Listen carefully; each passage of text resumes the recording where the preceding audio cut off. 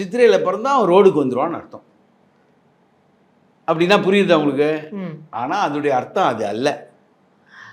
சித்திரை மாதம்ன்றது சூரியன் உச்சியில் இருக்கக்கூடிய இடம். வான வீதியின் நடுவில் வருவான். ஓ, அந்த சொல்லாடலை இப்படி தனக்கு இப்படி, அதாவது அப்பன்னா யார் தெரியுமா? சூரியன் தான். ஏன்னா பிதா காரகன்றது சூரியன். அந்த சூரியன் வான வீதியின் நடுவில் வருவான். அப்போ சித்திரையப்பன் தெருவிலே.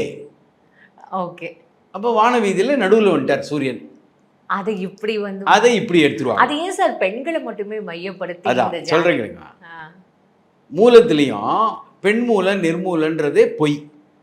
காரணம் அவங்க எப்படி எழுதியிருக்காங்கன்னா முன்மூலம் பின்மூலம்னு எழுதிட்டாங்க.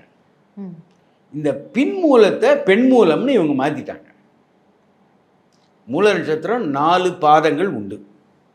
முதல் 2 பாதம் பிரமாதமாக இருக்கும், அடுத்த 2 பாதம் ஓரளவுக்கு கஷ்டப்படும். இதுதான் வார்த்தை.